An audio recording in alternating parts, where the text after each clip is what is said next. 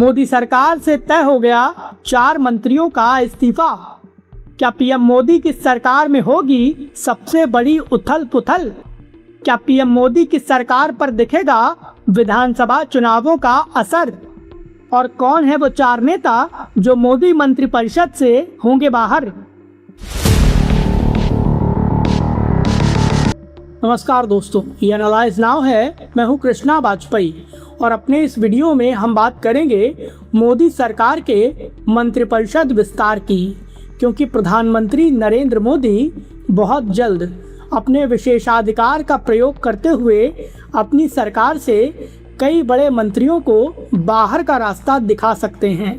अहम बात यह है कि अभी किसी भी मंत्री के इस्तीफे की आधिकारिक घोषणा नहीं हुई है, लेकिन फिर भी ये तय हो गया है कि मोदी सरकार से 4 बड़े मंत्रियों की विदाई जरूर होगी और प्रधानमंत्री नरेंद्र मोदी से लेकर गृह मंत्री अमित शाह तक ने इन चारों ही नेताओं की विदाई तय कर दी है, जो ये संकेत देता है कि मोदी सरकार में बहुत जल्द बड़ी उथल पुथल होने वाली है। लेकिन आखिर ये 4 मंत्री कौन हैं जिन्हें मोदी कैबिनेट से बाहर का रास्ता दिखाया जाएगा? चलिए विस्तार से बताते हैं। और हाँ, इसमें एक नेता ऐसा है जो कि कांग्रेस से बीजेपी में आया था और बीजेपी ने इसको मंत्री पद दिया था, लेकिन अब इस नेता के सामने बीजेपी को पंजाब के चुनाव में जिताने की अहम जिम्मेदारी है। आखिर ये नेता कौन है, इसके बारे में जानने के लिए हमारा यह वीडियो पूरा देखिएगा। चैनल को सब्सक्राइब कर लीजिए और नए वीडियो के अपडेट सबसे पहले पाने के लिए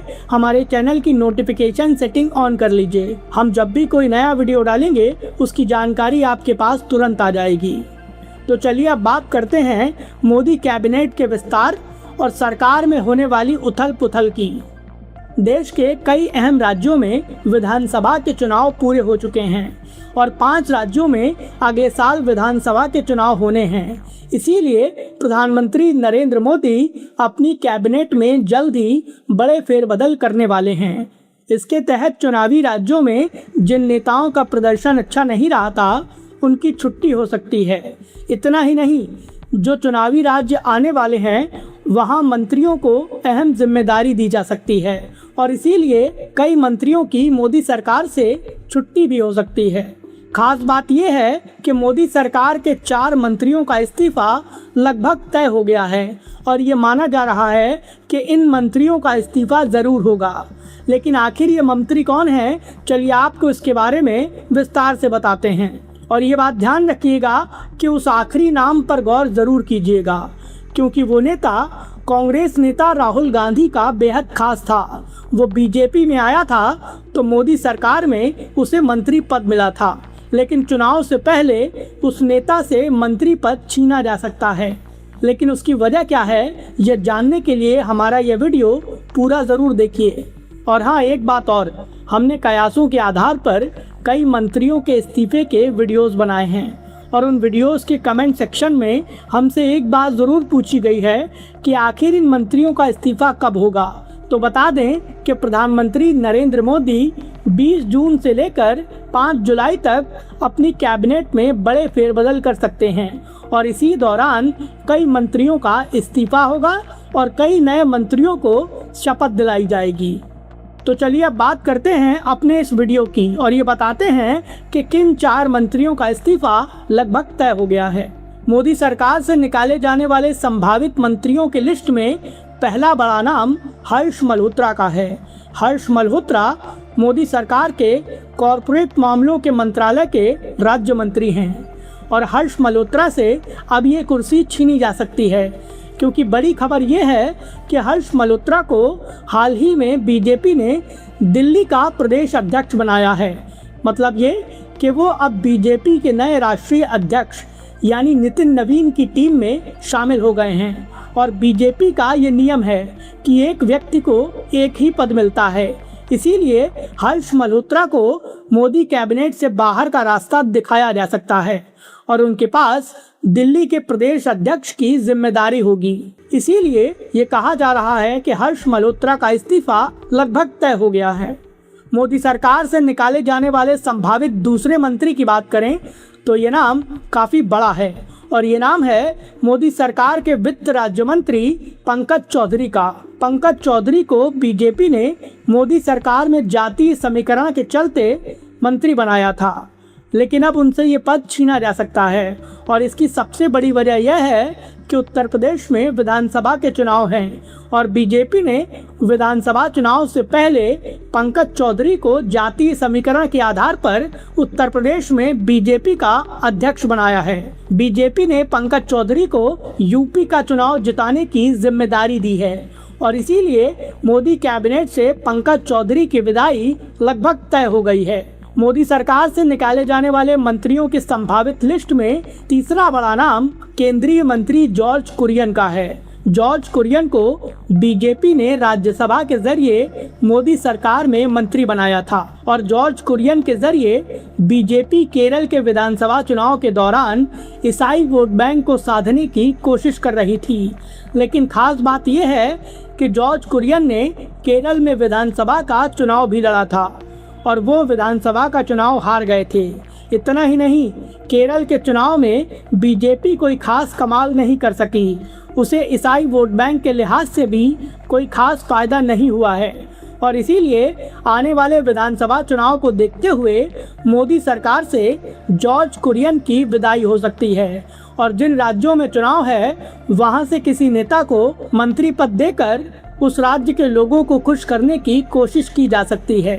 खास बात यह है कि जॉर्ज कुरियन का राज्यसभा का कार्यकाल खत्म हो रहा है। इसके बावजूद बीजेपी ने एक बार फिर से उनको राज्यसभा की सीट नहीं दी है और अगर जॉर्ज कुरियन संसद के किसी भी सदन के सदस्य नहीं होंगे तो वो अपने आप मंत्री पद से बर्खास्त किए जाएंगे। इसीलिए संभावना ये है कि बर्खास्तगी से पहले ही वो अपना मंत्री पद छोड़ देंगे और राष्ट्रपति को अपना इस्तीफा भेज देंगे। और अब बात आती है मोदी सरकार के चौथे मंत्री की, जिनका इस्तीफा लगभग तय हो गया है और इस मंत्री को लेकर गद्दारी का एक बहुत बड़ा विवाद जुड़ा था, जिसके चलते कांग्रेस पार्टी की फजीहत हुई थी। और ये नाम है केंद्रीय मंत्री रवनीत सिंह बिट्टू का। रवनीत सिंह बिट्टू को कांग्रेस नेता राहुल गांधी का बेहद करीबी माना जाता था, लेकिन जब कांग्रेस में रवनीत सिंह बिट्टू की अनदेखी होने लगी थी तो बिट्टू ने कांग्रेस पार्टी छोड़ दी थी और लोकसभा चुनाव से पहले बिट्टू ने बीजेपी का दामन थाम लिया था। बीजेपी ने रवनीत सिंह बिट्टू को राज्यसभा की सीट दी थी और लोकसभा चुनाव के बाद नई मोदी सरकार में रवनीत सिंह बिट्टू को केंद्रीय मंत्री बनाया था। संसद में एक विरोध प्रदर्शन के दौरान राहुल गांधी ने पास से गुजरते रवनीत सिंह बिट्टू को गद्दार कहा था। राहुल गांधी ने कहा था, वो देखो मेरा गद्दार दोस्त जा रहा है।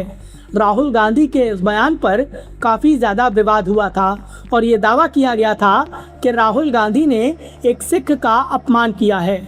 और आज के वक्त में जब कांग्रेस पार्टी ने तमिलनाडु विधानसभा चुनाव में हार के बाद डीएमके से खुद को अलग कर लिया और टीवीके के साथ सीएम विजय की सरकार में शामिल हो गई, तो बीजेपी भी कांग्रेस पार्टी को गद्दार बताने लगी है। बीजेपी ने रवनीत सिंह बिट्टू को पंजाब में पार्टी के विस्तार के लिए अहम जिम्मेदारियां दी थी और इसीलिए उनको मंत्री पद भी दिया था। और अब जब 8 महीनों में पंजाब के विधानसभा चुनाव होने वाले हैं तो बीजेपी रवनीत सिंह बिट्टू को पंजाब के चुनावी मैदान में उतारने वाली है। बीजेपी का फोकस इस बात पर है कि पंजाब की सियासत में रवनीत सिंह बिट्टू नए प्रदेश अध्यक्ष केवल सिंह ढिल्लों के साथ मिलकर बीजेपी का विस्तार करें और पार्टी को ज़्यादा से ज़्यादा सीटें जिताने में अहम भूमिका निभाएं। इसीलिए प्रधानमंत्री नरेंद्र मोदी अपनी कैबिनेट के फेरबदल में रवनीत सिंह बिट्टू से इस्तीफा ले सकते हैं। रवनीत सिंह बिट्टू ने ये बात खुद कही है कि उन्होंने अपना सामान पैक कर लिया है और वो खुद पंजाब का चुनाव लड़ना चाहते हैं। रवनीत सिंह बिट्टू, हर्ष मल्होत्रा, पंकज चौधरी और जॉर्ज कुरियन, इन चारों ही नेताओं के साथ जो राजनीतिक समीकरण बने हैं वो इस बात का साफ संकेत दे रहे हैं कि मोदी सरकार में कैबिनेट विस्तार के दौरान कई बड़े फेरबदल होने वाले हैं और 5 राज्यों के विधानसभा चुनाव के पहले बीजेपी मोदी सरकार में कई बड़े बदलाव करने वाली है। इन चारों ही नेताओं के तय इस्तीफे को लेकर आपकी क्या राय है? प्लीज़ हमें हमारे कमेंट बॉक्स में ज़रूर बताएं। वीडियो पसंद आया हो तो प्लीज़ इसे लाइक करें और हमें सपोर्ट करने के लिए हमारे इस वीडियो को ज़्यादा से ज़्यादा शेयर करें।